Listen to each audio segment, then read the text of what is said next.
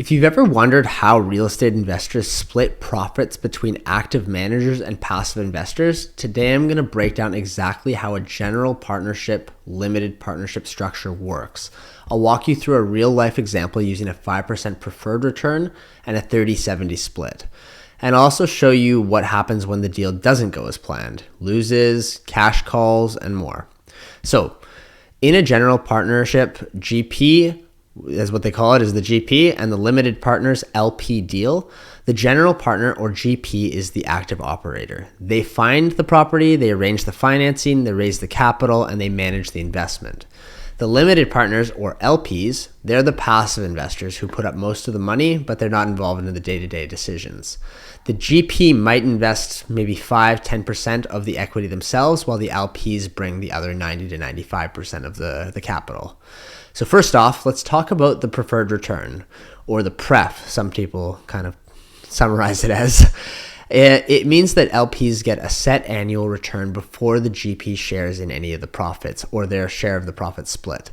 So we'll make an example out of it where we use a preferred return to LP investors at 5%. So if the LPs invest $1 million to fund a deal, they're entitled to $50,000 per year before the GP gets their promote, which means basically their share of the split. Now, an important point. A preferred return isn't a guarantee. It is a priority. So if the property can't produce enough to cover it, the unpaid amount accrues, and it does get paid, but later, usually maybe at the refinance or at the sale at the very end. That's just if there's not enough cash to pay the preferred return in a specific year, or maybe at the start of the investment.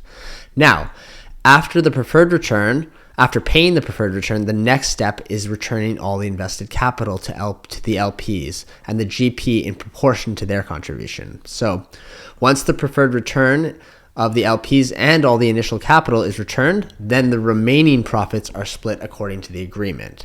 So here we said we're going to use a 70-30 split, 70% to the LPs, 30% to the GP. So that 30% is called the promote.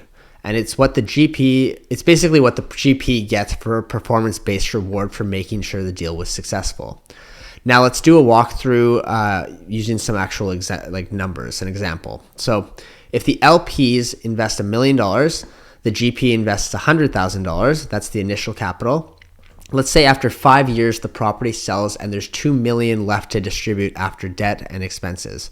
So step one would be pay the 5% preferred return, which is $50,000 a year times 5 years. That's $250,000 to the LPs in preferred returns. That's first.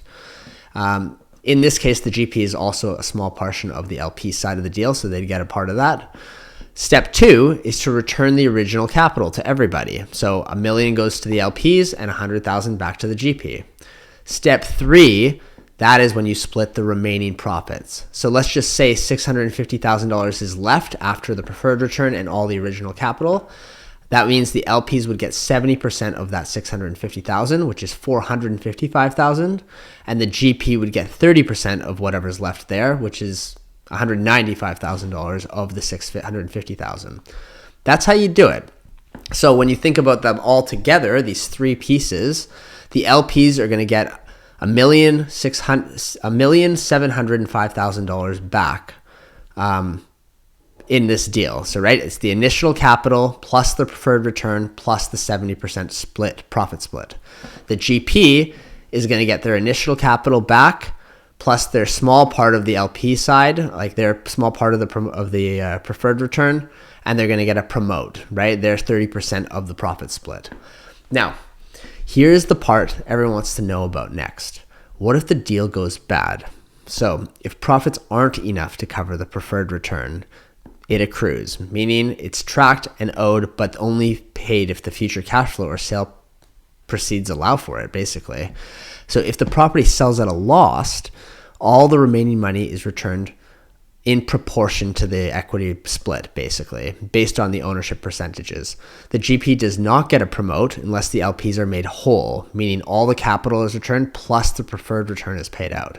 So example, if the LPs invested $1 million and the GP invested $100,000, but then at the end in the sale, let's just say you only sold it for $800,000, and that's all that was left at the end of the sale. That means that in in that split, $727,000 would go back to the LP investors, and the GP would only get $73,000 of his $100,000 back. And that's it. There's no profit split. There is no preferred return. So sometimes a property does need more cash during ownership. Also, maybe for a big repair or lender requirements or unexpected expenses, and that's called a cash call. Most agreements require new capital to be contributed also based in proportion to the ownership split. So if the LPs own 90% and the GP owns 10%, then a $100,000 cash call means that the LPs put in $90,000 and the GP has to come up with another $10,000 to make sure that the deal keeps moving forward. If someone doesn't contribute, usually in the arrangement, in the agreement, this would probably usually reduce the ownership percentage. This is all like stipulated though in the actual agreement that you'd have drafted with a lawyer. But typically there's some kind of a penalty if that was the case, if somebody doesn't contribute their part of the cash call. So to recap, LPs get their preferred returns first, then everyone gets the original capital back, and then the remaining profits are split. In our case, 70 to LPs, 30 to GP. If the deal underperforms, the preferred return accrues or is lost. Capital is returned in proportion to the ownership split, and the GP doesn't get a promote until LPs are made whole. Cash calls are kind of handled also the same way, in proportion, with penalties for non-contributors. So that's the reality, a really basic overview of GP, LP deal structures, the upside and the downside, right? So I don't like to talk, you don't hear much about the downside. It does happen. It's pretty rare in real estate for like buy and hold kind of real estate. This is probably more common if you're trying to do some flips and stuff like that. But if this is helpful for you, hit subscribe and I'll share more of this type of content and follow along. You can follow along with more real estate deals and different structures that I'll present. So hit subscribe, like the video, and we'll see you in the next one.